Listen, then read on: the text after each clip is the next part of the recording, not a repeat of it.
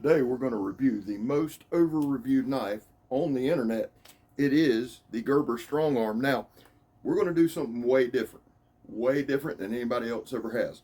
We're actually going to test this and review it as a knife, a cutting tool. We're not going to throw it up in the air and hit it with baseball. We're not doing that. We're going to cut some shit. Care to check it out? You don't? Make shit me. Let's go, son. Gerber. Well, welcome back, my friends, to another rousing rendition, the Gerber Strongarm rendition. We already discussed that, didn't we? Listen, there are a ton of videos out on this knife, a ton.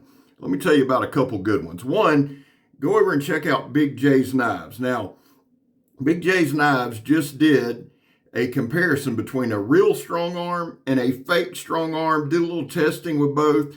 You want to check that video out. I'll put it in the description. You want to check it out, guys, because there are some fake Strongarms going around, and I don't want to see you get taken, neither did Big J.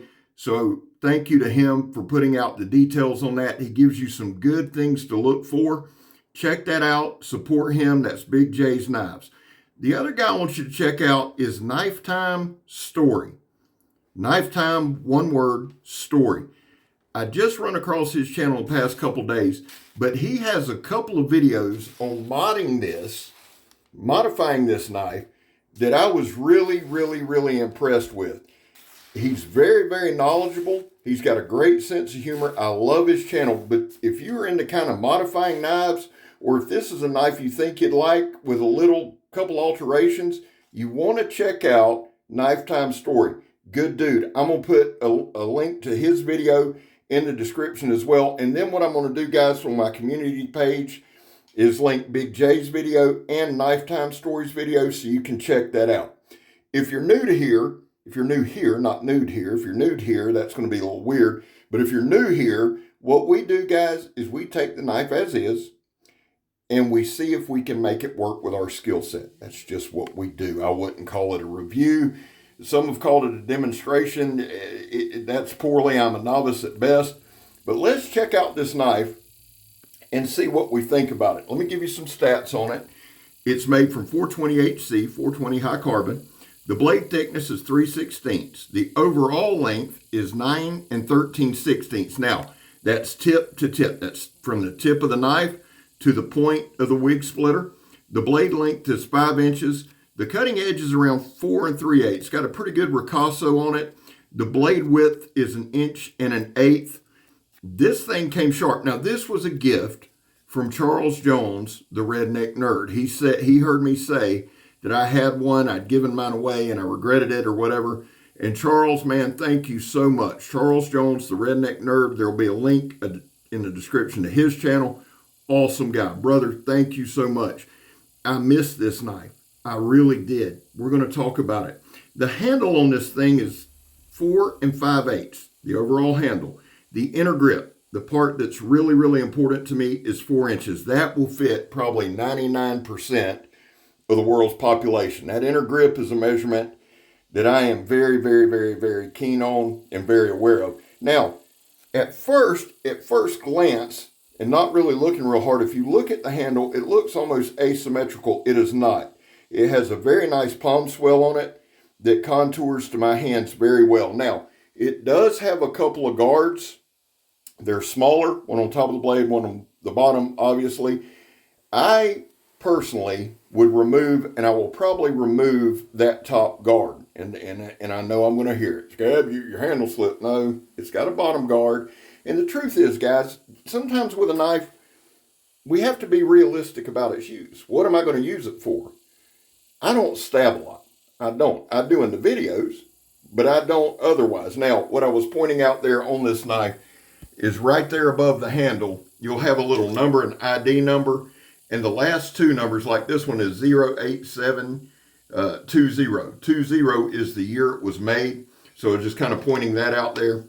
But what I was going to say is we're cutting some industrial strength sandblast hose, some steel belted sandblast hose.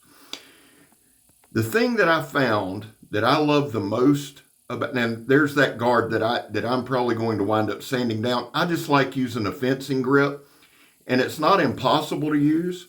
It's not that it hurt me, but it's annoying.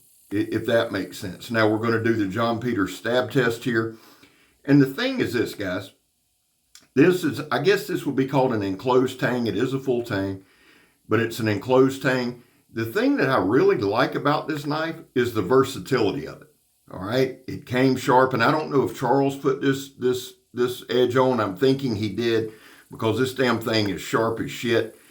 It's a good stabber. But what I was saying earlier, guys, one, the only time I really stab is during these reviews. And we do things in these demonstrations / reviews, whatever you call them, that normally you wouldn't do. Now, right here, I was going to show you, there's that kind of palm swell that just fits my hand pretty good. I've got a big maul, not really huge fingers, but the maul of my hand is pretty good size, and it fits this knife very well. Now, again, if you are new here, what we focus on is the function.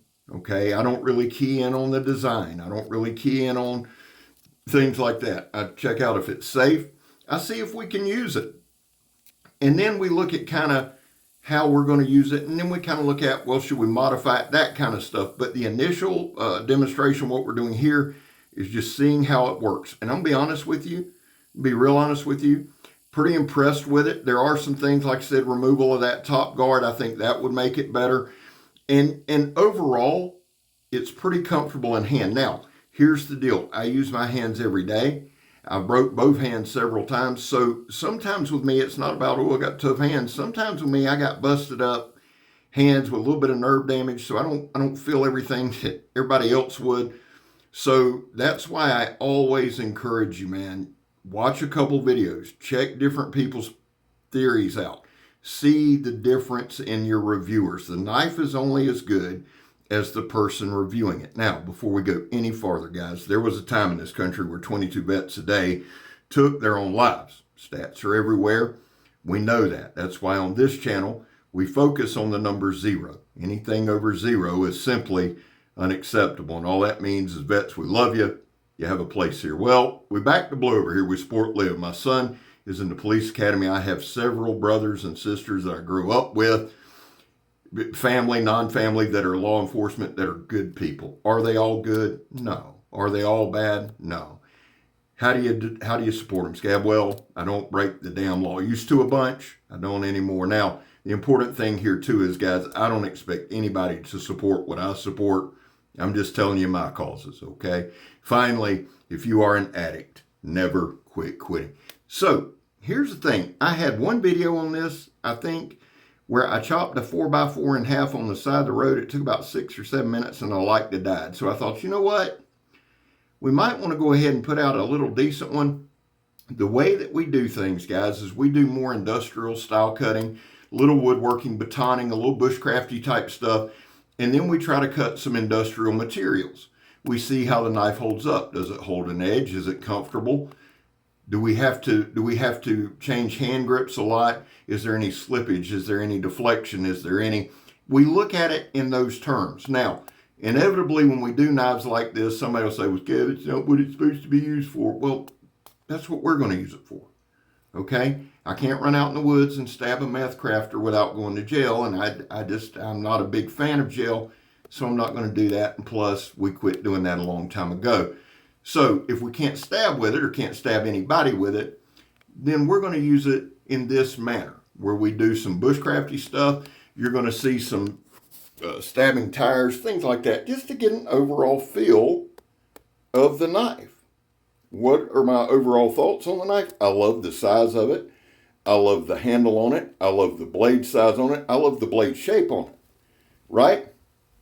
Now, what I wanted to do right here, this is an old piece of oak. And I've told you guys a billion times, man, I'm the world's worst batoner, and you're going to tell it in this point. But what I wanted to do, this is a dried out oak limb. It's still got a little juice left in it because we absolutely pound on this knife. Gerber, I don't have many Gerbers. I think I have a Gerber machete. Megatron has a Gerber machete. And I have this knife, maybe a couple of small folders. And it's not that I don't like Gerber. It's just I don't have a lot of them. The Strongarm, however, is one of the exceptions.